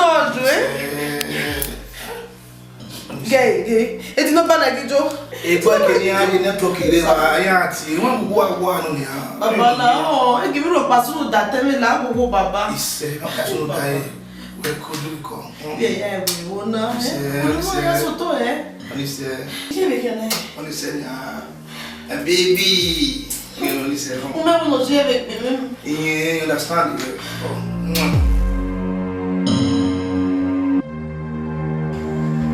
We don't see no to time. We are the wonder. Oh, you're the president. President, you see there now. Go when we're downtown, or the area we don't know, the Barry, you know, overthrow the Arabu or the Wu. Understand me? And you go here, but we may cross, me Europe, you don't need. Would have a guess in ni Bonivo, ni Mweko, na, ni Naiko, ni Abele Europe, ni across like Europe, ni Arewani. So, You are the next guy. You are the president. So you have to be the president of this place. President, okay, but how we want country to run this house? Where we want to see money, where we want country to run this house? You see passenger room now, a passenger up by hero. Calm down. Ogoniwo, a passenger man Adia Raboga Viodini. When a Jamil, not Vinya or Vinya Day. Jamil Viodi. Jamil Viodi. So if you send the transport again, no Vinya Day, man. You pay what you are. Understand me? Do you read? Why me? You get gig man. You get gig. Why me? Where you are running the house? Understand me? I know you be a man now. President, you don't understand. Okay, I about that boy will be die. Okay, a boy ni magbalo ni boyfriend di vi ni. The guy ni undano. Muta guy ni hin. The guy ni ya mi mind. Don't you agbe mewa. The boy ni o ti ri aso rock na wa. O ti rebel wa na. Koi, when wow. The guy need a bit torture. Drill yes. Drill though you are why you setting me you boy yes.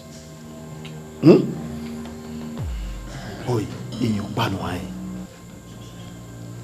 Make sure where a guy ni bewa. No later. Bewa. Yes. Correct. Niegi efi. When you say no na bewa. A guy na me mind, not ti agbe mewa. A guy na me mind, not ti agbe mewa. Me ni guy ni o ti form a rebel you wanna. Oga wadi maya. Confirm. See, don't make any mistake. Uga miami ani wata we dene na. E miami be guy ni wa. No ya va view do. Man. See, I will me look na ticket me ya dey no able to me return jam me. I had to meet up me, bro. Once a general, he's always a general. Grand commander. Eyes. Just you. Why would we know where I am? It's no starky for anything. I don't know if any video.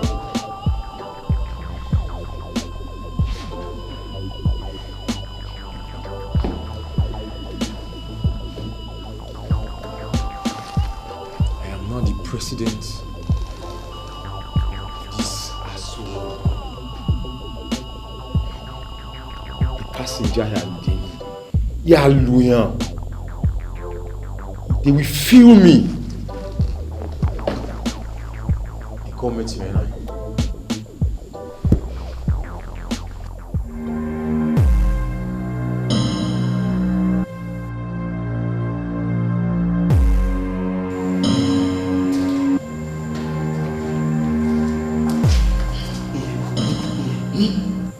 President ma, Okba Ade Tanja, Oya Cross, Mudani, ke viceroy, Oye President. Iwa Wensuwa, Ene Osaze, number 12, Uwadiae Avenue, off Airport Road, Era Dijeje.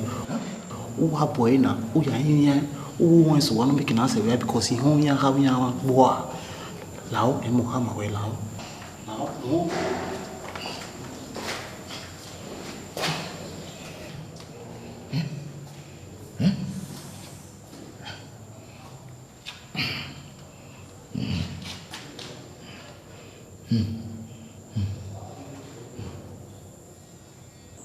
Inye. Oni ahunye no onu gume na nu na wo nu mieme. Ata. Yen we your president no karo okpa. Go ri andova na. Now e gid money owo me. Na we pay na ivie owiro. Amamu me agba me yuto. And okay, since a new government in Ahina, two amount wa movement the connection ma no cross even.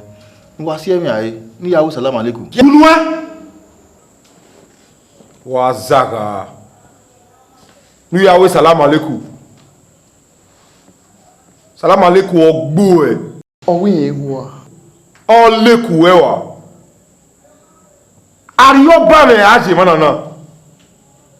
I am the new president of this Asorok. Yes. Igo Yanuka. Ibanku Ewiae. Biakai. Iwe Banku Yae. This is my government. Ariyo ba me. Wa o npa won. Uti man we ni ade gbe di go veri. Very o imon wa wuji. Wa gbe o. The boss. Alpha. Ìgbéyàwó àyàn, èmi rò pé adẹ̀rù tọ̀. We take care easy. Kiri no. We maybe when na je. Atu agbe yo ban aya dey feel big yan. We what all dey yo ako enwa ya we. Pa me trust we gbe. Egbe me na yan gbe. Yan gbe pa. Here yo here. Du wa be ka be ri o.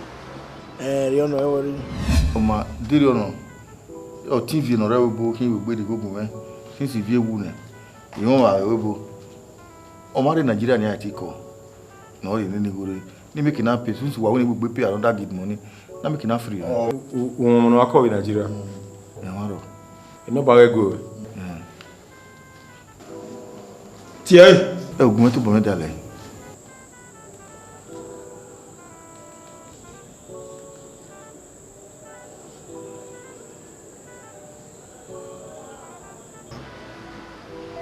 For where to? Ekene plus 212. Morocco ni Kenya. Morocco wa no. That's Morocco. I be na here.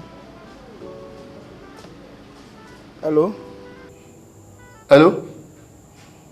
Meno nyegu mena Morocco eje. Ah, iye. Emi ya be ye ojo be ye na. We aye no si ware wa. Lao. Dame he ni atama we na. It's between life and death. Lao wo. Gay. Unhe number 12. Uwadiae Avenue. The number no here. Okay. Number 12. Beside off of Mary beside the Port Road. Gay. Any atama we na is between life and death. La we yaku. Adiwa. Ukpa onya de keke wo kan. Now no move we Morocco we dey dia. Nya we do pay another good money. Obi e o sa se wo mana even one next one wa gbe la bi je wa. Boss. Badona! The boss. Baba sunu. Isa mo to me wo. The boss ya here. E pe we Maria ya wa. Mo spoil everywhere na. Everywhere dey spoil pa. Ayo udana. Address o wera en le do. How I argue mama? Jesus! Oma. We have here. Bí me guarantee ona. Eri guarantee wo wa. Wo agbe o. Wo mu me na e na re. Wo azaba. Wo agbe o. You go know say men are men. Oh, let's have a filling station.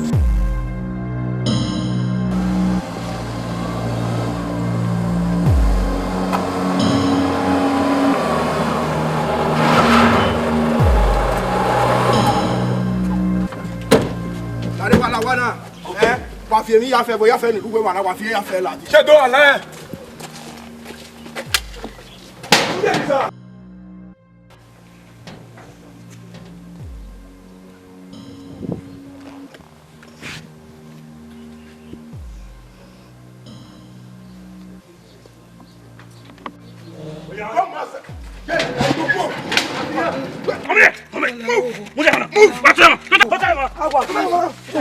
Agua que igualado.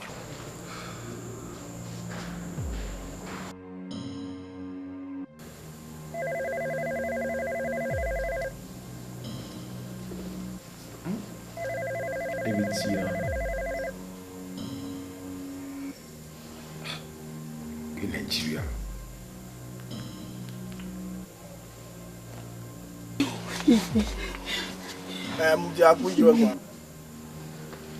What's no? Me phone. Hello. Sare ba me. Aba na ki. What's no? Na mo phone ya la o. Sare ba me.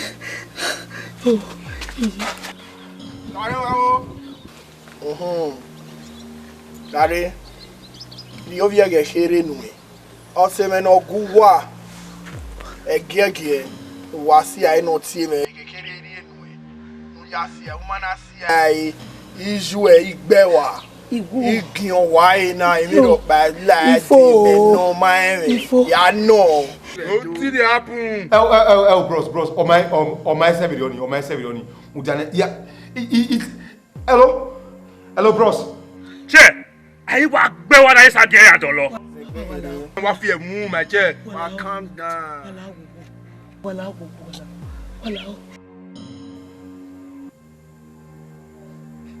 Hello, bros. Hello. Hey.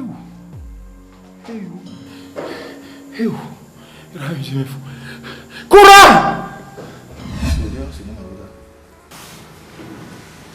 Are you serious? Hey, man. We have one and nobody knows exactly what happened to Ivie. Very minute and one. We are in a way because in never I will nyai. I may turn and I told myself where if there's anything now just to make his spirit to be happy is to have avenged her death. It has a little where eye for eye.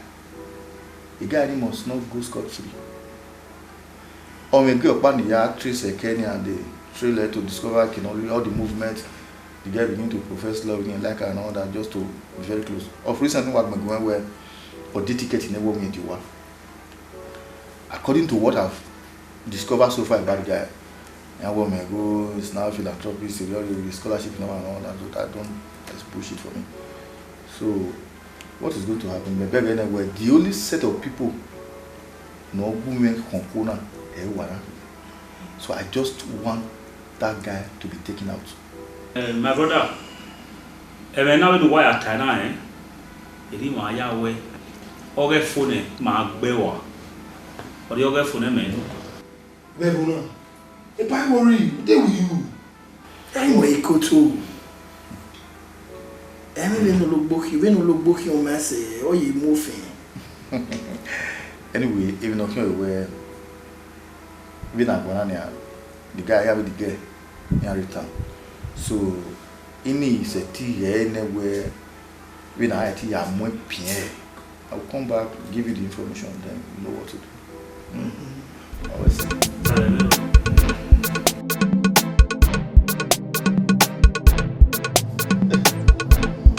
Well away. Yes, mere wanana.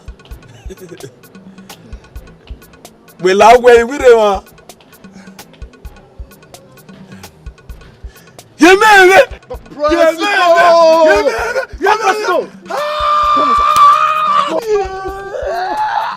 Look at you! Man,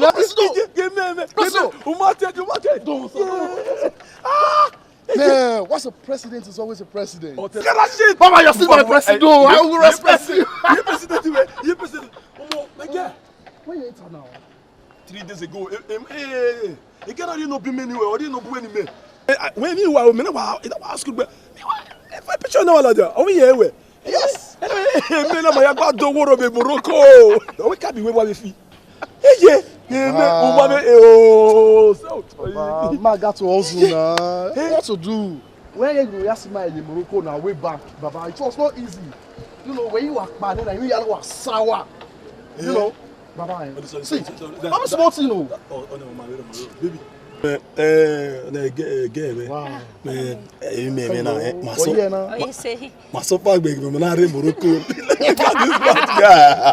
This chick are your fine sheep. I mean, are your babies.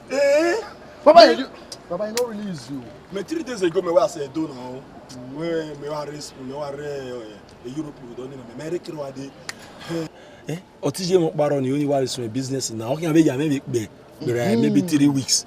Okay. And one doctor friend me very only disturb me really do hospital. Any of you may be you may not be hospital ne. President. Me tell me we cab with you we wa fake cab. Be na wa woman.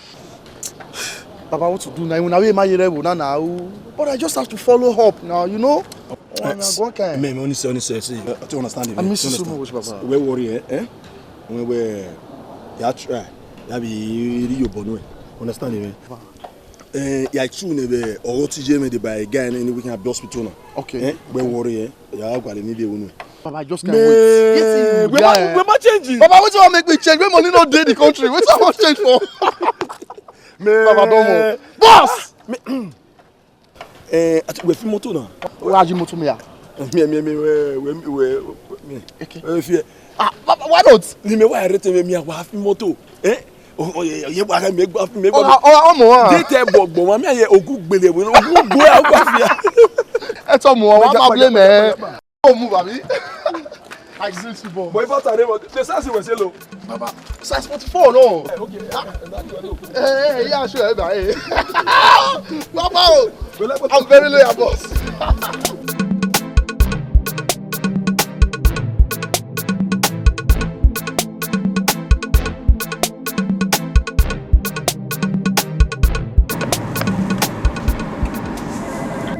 Why are they calling? Hello? Hello? Yeah. Tina, why you now? Pardon mo. Tomo sa. Iya we along Buba Iwan. Along. Okay. According to when we the right place here. Nana hit the target. Here no. When you echo near the basic weekend. One will be able now. I think basic weekend now. I go for no rahi. Like how many minutes of your assassin? 30-35. Oh, 30 minutes, okay. Okay, Masa. What's this, sir? Domo.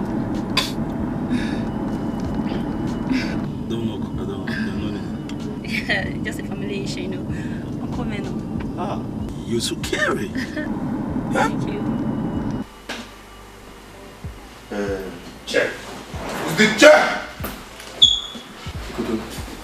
The care. The monitor Kenya they call him. So we are him now. We are driving him between Kenya to Masabe Junction. We about 30 minutes. So I believe we were in 19 minutes. So when we had to do one. Shaking on. I wish you guys best of luck. Boys, let's move.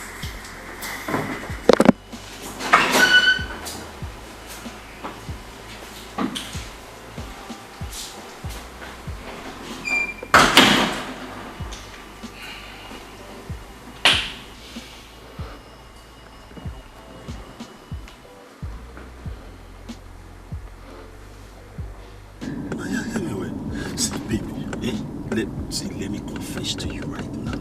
Confess what? I want to marry. Marry me? Yes.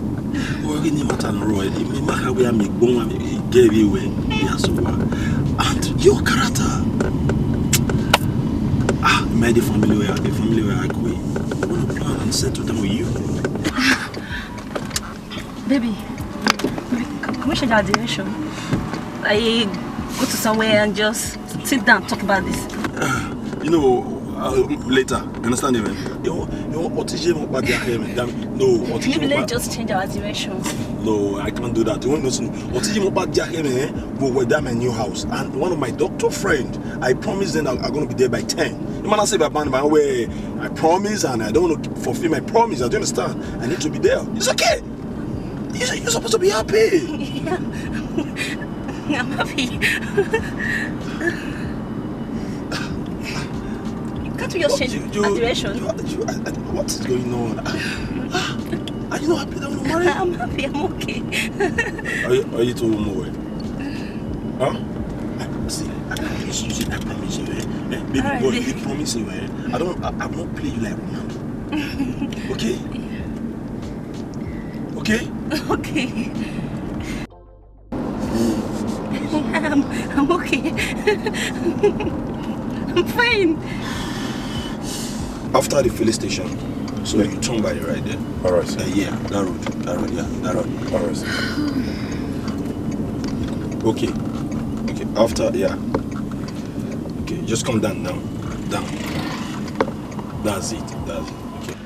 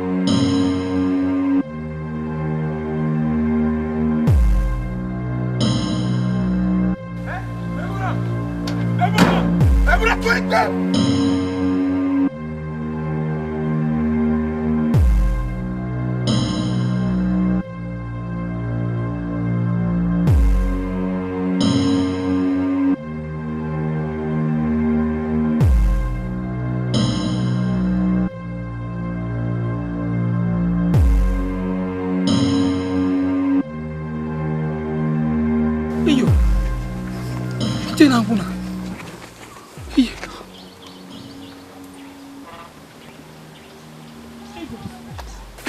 Kuna. Jesus. Hey.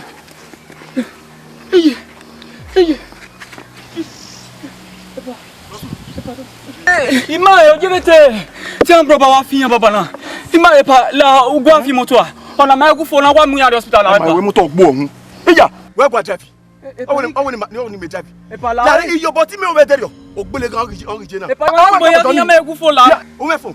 We ko le iya mi ni awura ni. E pa la o ni a. E ke me le take me ri na wu set ka wo na ru. Iya mi ni awura ni na fili yan. Ija. Ye wo na. E na we mi o ju we mi. E fo me wo. Jesus. E fo me wo. Ije wo.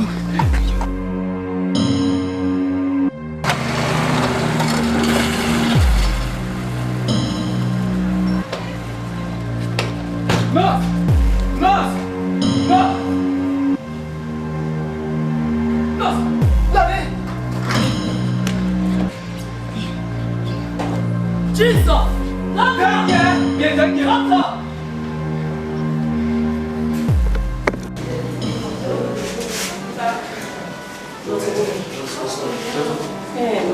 I'm in some patients, they got shots. So, if I'm okay, they don't want to really. Or the police force. Who only young man, women who know where we are in the police report. All my police report to be entry to more of I what we are the police report? Police report? Oh, nurse. You mean we're married police report to I said to cheating on me? I said no more time. You? Back here now. Oh, we're going to cheating on me. Give it police report for you. Oh, my. You need to tell the police report to one of our cheating.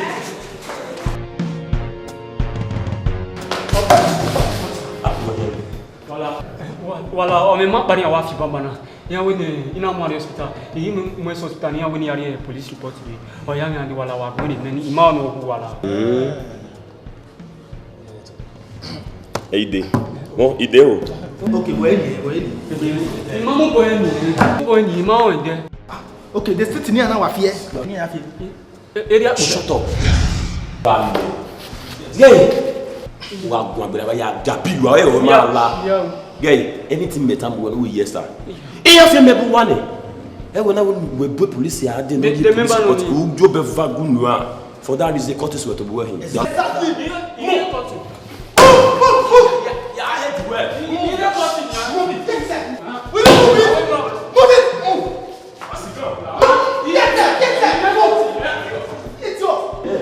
Let's cut this normal man.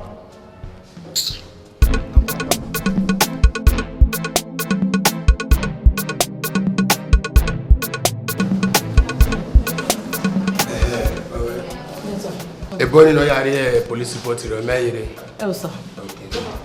Me we almost mo pa no ke we buri. Okay. We do my appointment today with by 10 o'clock. So when you do me in a private hospital man. MD Gary Utame. But a boy near Manadi police report in the next 20 minutes. Everything now. What the moment of Yes, sir.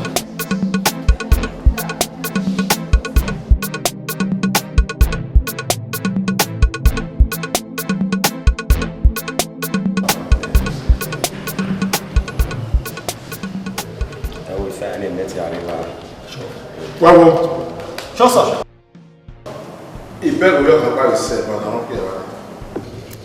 With all due respect, sir, our ribbon on our winner fioma when in normal hospital without our reports when you are here treated. Yes. Or you are in a wagon away. na we nya the police have court have kidnapper na hina wa the station ina one wanna confess ne my CIA. Yes. Who got worry? Who that will cut this here? You are very stupid.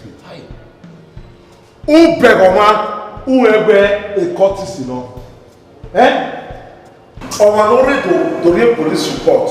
Who now of a station? Abi, you are very stupid. Or an hospital. I did dog failure. Umahe. Or only to real police report. One stop! And the man who goes to the station now. No, sir. The man who doesn't go to yes, sir. He retained my station now. The man who working transfer away because he feels the woman kill. He now goes to oh man, no make a gunshot injury. I can save a life from me. The worst you could do, why chain the egg, why pop egg in the bed? That's the worst you could do. Yes, sir. Then I will fail that's what I win the investigation. Everyone was don't hospital. Talk with why? I go to the station now. Or I'll send you back to the village. I do about that. Yes, sir. You are mine. Okay? Yes, sir.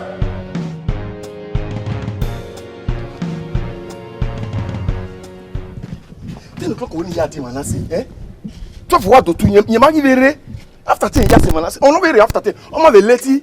Manore we bono mo emi yangi lowe gbo e ba na ore no we pa we the same 10 o'clock in we the enemy there emergency ni mega me be hospital ban egbo e ba 9 o'clock mi ayare ma mo emi yan ologo gbe ten we fún wa to na esa wa hello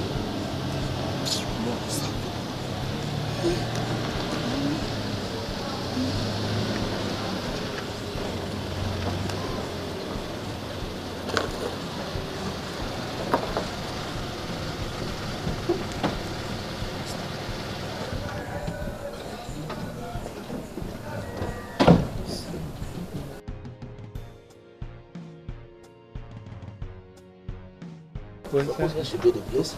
Yeah, I think so. Gentlemen, Wadomo.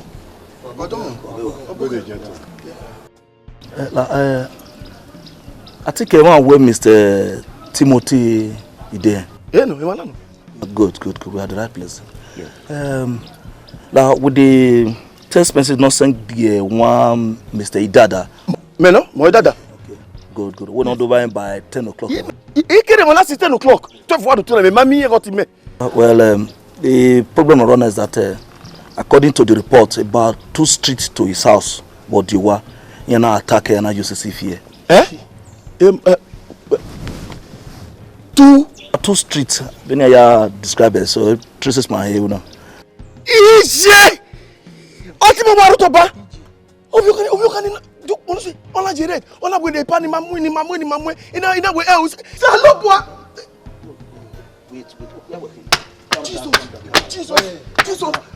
Ultimate me what that. No, you can't team me. You can't team me.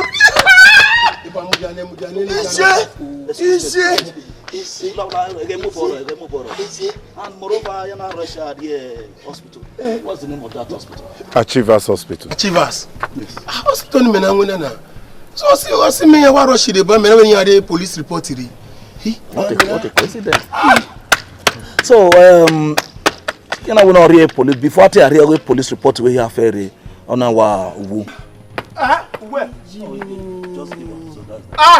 We want to tell me the family were already mortuary now. So thank God that the family is here already now. Someone want to tell me the. So we're going back to station to finalize our investigations. Oh my wegbe. Oh no when you have hospital ni me. E ya wa mu re me when you are police report you. Jimmy. Ifo. E di atrite we kan make police report me go to me no me.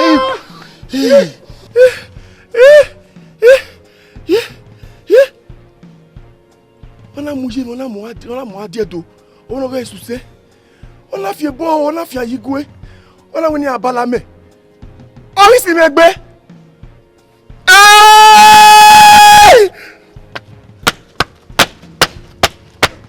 De kilo hospital ni je.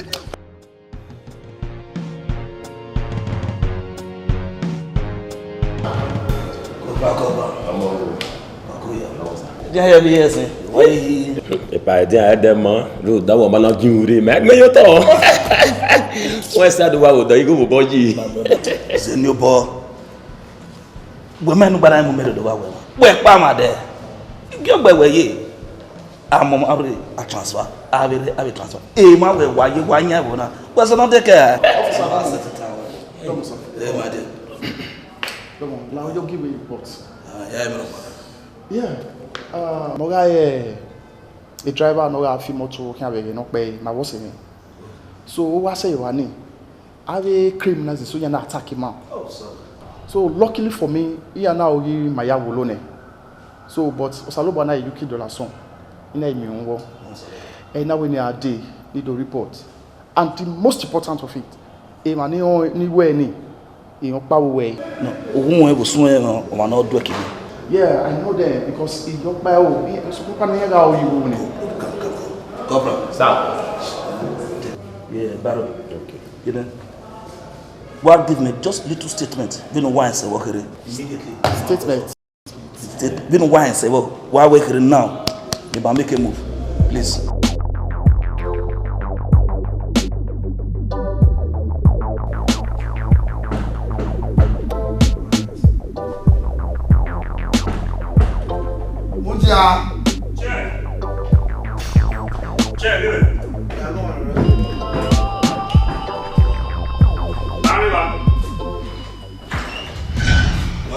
Jesus! Chair! Don't move.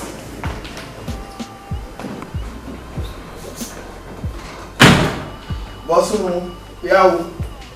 For killing one Mr. Timothy Dean, aka President.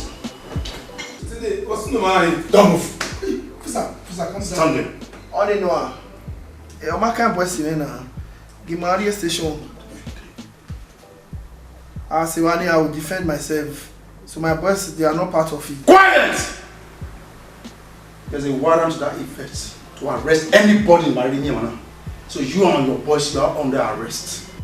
And you have the right to remain silent. Because anything you say now will be used against you in the court of law.